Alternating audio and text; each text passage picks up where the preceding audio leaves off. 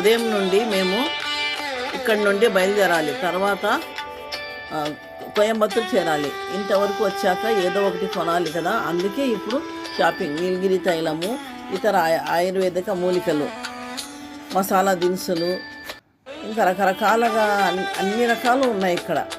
మసాలా దినుసు ఏంటి, అన్ని కారము, పసుపు ఇవన్నీ దొరుకుతాయి ఇక్కడ. సుగంధ ద్రవ్యాలు, తర్వాత ఈ పప్పు దినుసులు, కొబ్బరి, different tea flavours, different tea, coffee కూడా దొరుకుతుంది ఇక్కడ. తర్వాత వైట్ టీ అనేది మనం ఎప్పుడు వినలేదు, అది కూడా దొరుకుతుంది ఇక్కడ. డిఫరెంట్ టీ ఫ్లేవర్స్, తర్వాత ఖర్జూరము, అవి ప్రతి ఒక్కటి దొరుకుతాయి. టిబెట్ మార్కెట్ ఇక్కడ ఉంది. ఇక్కడ స్వెటర్లు, షాళ్ళు, టోపీలు, తర్వాత ఇవన్నీ దొరుకుతున్నాయి. ఫ్యాన్సీ ఐటమ్స్ అయితే చాలా బాగున్నాయి. ఇక్కడ మేము కూడా షాపింగ్ చేసుకున్నాము. తర్వాత పిల్లల వస్తువులు చాలా బాగున్నాయి. ఇంతటితో మా ఊటీ యాత్ర సమాప్తం. ఉదయాన్నే ఊటీ బస్సు స్టాండ్కి బయలుదేరాము. జ్ఞాపకాలు మనసులో ఉంచుకొని బస్ స్టాండ్కి వచ్చి చేరినాము.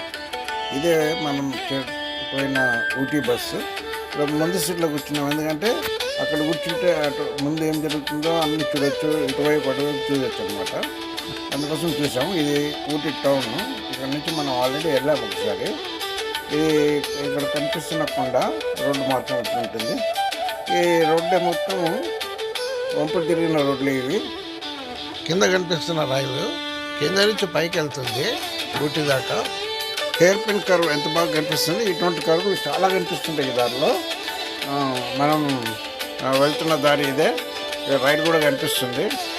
ఏమంటే మనం కిందకి వెళ్తున్నాం కానీ రైలు ఏమో పైకి వెళ్తుంది. ఇంకో విచిత్రం ఏమంటే ఇంజన్ వెనక వైపు వస్తుంటుంది, గార్డ్ ఏమో ముందు వైపు వెళ్తుంటాడు. ఇది విచిత్రంగా అనిపిస్తుంది. ఇక్కడ వంతెన చూడండి ఎంత బాగుంది. ఊటీ అందాలను మేము చూసాం ట్రైన్లో.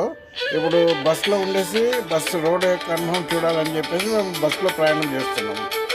చీకటి మేఘాలు, వాన, మంచి అనుభవము. ఎప్పుడు వర్షం వస్తుందో తెలియదు, ఎప్పుడు ఎండ వస్తుందో తెలియదు. ఇది యూటర్న్ ఇక్కడ కనిపిస్తుంది కదా, అలాంటి యూటర్న్ ఎన్నో. ఒకసారి ప్రశాంతమైన వాతావరణం కనిపిస్తుంది, ఒకసారి ఎండ కనిపిస్తుంది. ఇది తేయాకటి మధ్యలోని దారి. ఇలాంటి ప్రదేశాల్లో ఇల్లు కట్టుకుంటే చాలా బాగుంటుంది అనిపిస్తుంది కదా. సో ఇక్కడ చూడండి, ఎండ వస్తుంది. అప్పుడే ఒకసారి ఎండ వస్తుంది, ఒకసారి నీడ వస్తుంది. ఇది జలపాతాలు. ఒక్కొక్కసారి ఒక్కొక్క చోటు నుంచి జలపాతాలు. ఇది చాలా పెద్ద జలపాతం లాగా ఉంది. ఇక్కడ నుంచి మనం కింద బ్రిడ్జ్ మీద వెళ్తున్నాం. ఇక్కడ నుంచి కింద నుంచి నీళ్ళు వెళ్తున్నాయి. ఇక్కడ కుడివైపున ట్రాక్ కనిపిస్తుందా మీకు? ఈ ట్రాక్ ఒకసారి నేను జూమ్ చేయాలని చెప్పి చూపిస్తున్నా. ఇక్కడ రైల్వే ట్రాక్ కనిపిస్తుంది, రోడ్డు పక్కనే ఉంటుంది అది. ఇది పెద్ద బ్రిడ్జ్. ఈ బ్రిడ్జ్ దాటుకుంటూ మనం ముందుకు వెళ్తున్నాము.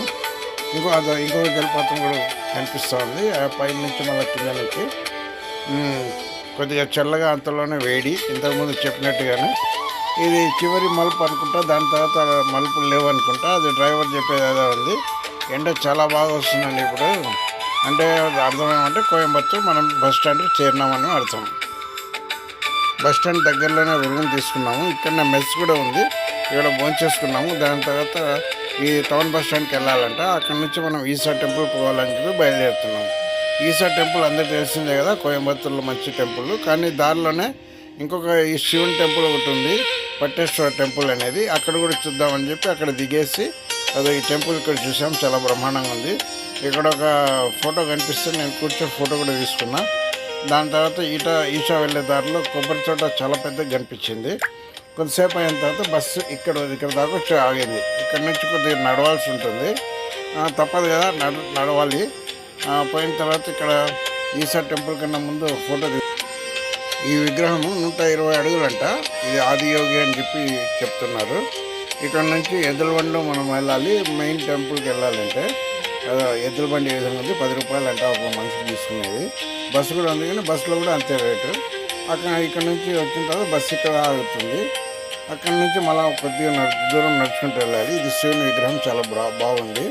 ఇది సర్పం ఏదో ఉందో సర్పవాసులు అంట. ముఖద్వారం ఇదే. ఇక్కడ నుంచి మనం లోపలికి వెళ్ళాలి. లోపలికి ఫోటోలు, సామాన్లు ఏమి అలౌ చేయరు. ఇది మహానంది. కానీ మనం ఏం చేసామంటే కొన్ని ఆల్రెడీ వాళ్ళ దగ్గర ఉన్న వీడియోస్ ద్వారా మనం కొద్దిగా క్యాప్చర్ చేసి పంపిస్తున్నాము. ఇంకో వేరే విధంగా మీరు అనుకోవద్దండి. ఇది లోపల ఉన్న దృశ్యాలు ఈ విధంగా ఉంది, చాలా బాగుంది.